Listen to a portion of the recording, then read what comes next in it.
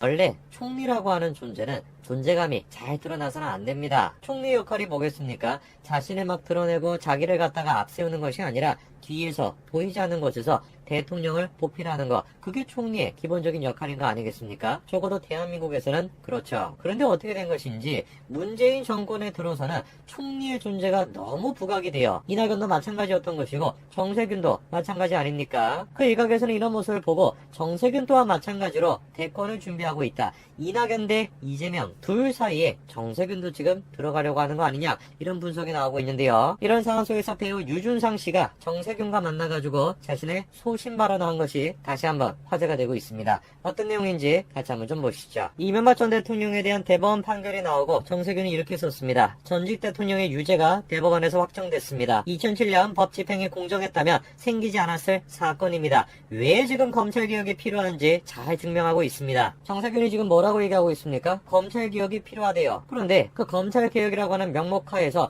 한동훈이 됐건 윤석열 검찰총장이 됐건 얼마나 많은 사람들이 좌천됐습니까? 그런데 이명박 전 대통령에 대한 구속에 결정적인 역할을 한 사람들이 누구예요? 그 좌천된 사람들이에요. 말이 앞뒤가 안 맞는 소리를 하는 것이죠. 그 이상하죠? 지금까지는 그래도 상식적인 발언을 하시고 조금 조용히 계셨던 분이 왜 갑자기 이런 식의 지금 말도 안 되는 얘기를 또 꺼내냐, 이유가 간단한 거 아니겠습니까? 차기 대권 후보로서의 자신의 입지를 가지고 싶은 거겠죠. 자, 지금 여의도에서는 정세균 총리에 대해 가지고 여러 가지 이야기가 나오고 있는데요. 한마디로 정세균계가 움직이고 있다라는 것이죠. 정세균이 결단을 하면은 이재명, 이낙연, 양강 구도가 깨질 수도 있다라는 것이죠. 자, 그래서 왜 이런 얘기가 나오는지를 보니까 지난 26일 아침 여의도 모초에 민주당 의원 40여 명이 모였는데 광화문 포럼이라고 하는 의원 공모 모임 행사에 모였던 것이죠. 근데 이 광화문 포럼이라고 하는 것이 무엇이냐? 정세균이 의원 시절에 직접 만든 서강 포럼의 후신입니다. 이들이 움직이니까 당장 정세균이 대선 준비에 들어간 거 아니냐, 이런 얘기가 나오는 것이죠. 아직까지는 그 세력 자체가 작은 것 같습니다. 40여 명 정도가 모였다라고 하니까 이낙연계에 비해 가지고 한참 지금 부족한 숫자죠. 질문이 드는 것은 이겁니다. 왜 하필 정세균이 지금 시점에 움직이냐? 그게 이제 우리의 관심 포인트죠. 현재는 지금 여당 내부에서 대권 후보는 양강 구조로 가고 있습니다. 이낙연 대 이재명이죠. 근데 흥미로운 것이 무엇이냐면 이재명과 이낙연 두 사람에 대한 지지율이 변화가 별로 없다라는 것이에요. 계속해가지고 20%대에 머물고 있죠. 그런데 여기서 조금 주목해야 되는 것이 바로 윤석열입니다. 윤석열 같은 경우는 지지율이 계속해가지고 높아져가지고 15%대까지 올라와 있습니다. 야당 쪽에서는 계속해가지고 존재감을 지금 높여주고 있는데, 뭐 윤석열 검찰총장이라고 한다면 사실상 야당이라고 보는 게 맞겠죠.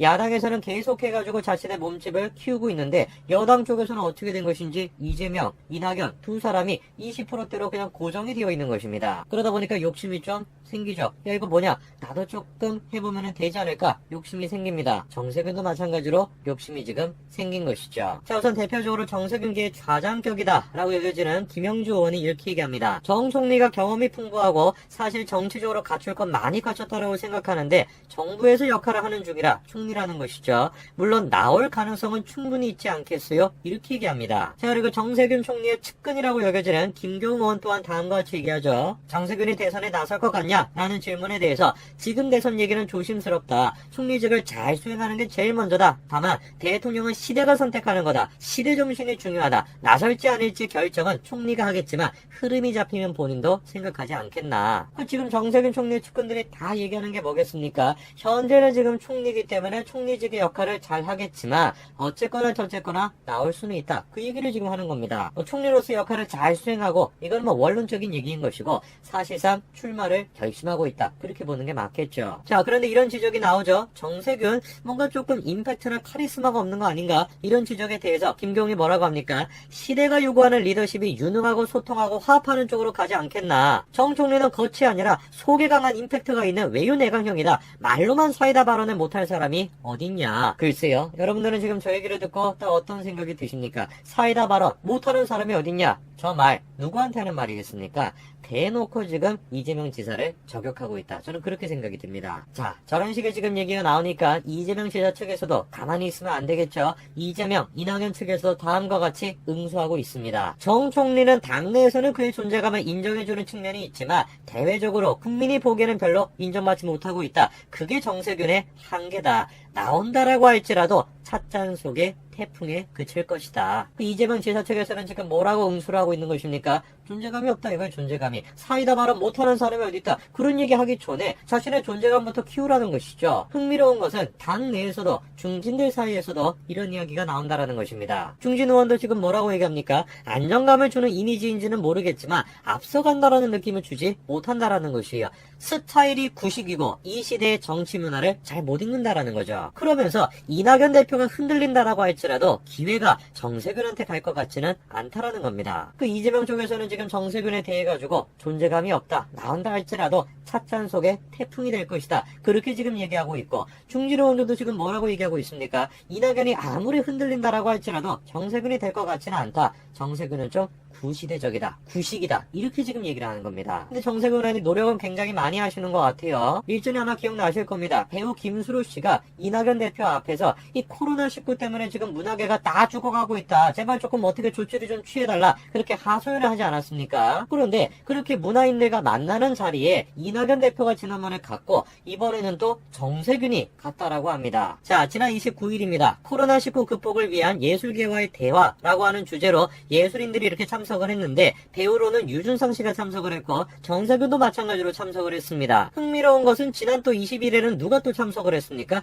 이낙연 대표가 코로나19 위기를 맞아서 공연예술 현장 관계자들과 또 간담회를 가졌었고 그때는 또 김수로 씨가 참석을 했죠. 뭐 우연인지 필연인지 알 수가 없습니다만 구도가 재밌는 건 분명히 사실입니다. 사실 저 자리에서 나왔던 얘기는 이낙연 때 얘기나 정세균 때 나왔던 얘기나 똑같은 얘기입니다. 문재인 정부의 잘못된 정책 때문에 공연계가 지금 다 죽어나가고 있다라는 겁니다. 배우 유준상 씨와 바이올리니스트 임지영 씨가 뭐라고 얘기합니까? 공연장은 한 칸 뛰어앉기를 하게 되면 적자를 볼 수밖에 없다라는 겁니다. 공연업계 생존을 위해 가지고 한 칸 뛰어앉기 지침 완화를 좀 해줄 필요가 있다라는 것이죠. 실제로 지금 보시게 되면 공연계 같은 경우는 좌석 거리두기가 의무적으로 적용되고 있지 않습니까? 좌석 가운데 절반을 못 쓰게 되는 것인데 그렇게 되면 손해가 발생할 수밖에 없다라는 것이요. 왜? 뭐 제작비 공연마다 사정이 좀 다를 수도 있다라고 해도 평균적으로 봤을 때는 객석 점유율이 70% 이상이 돼야지 수익을 창출할 수 있는데 50%밖에 못 쓰다 보니까 난리가 난 거 아니겠습니까? 저는 김수로 씨가 됐건 유준상 씨가 됐건 이런 말씀을 좀 드리고 싶어요.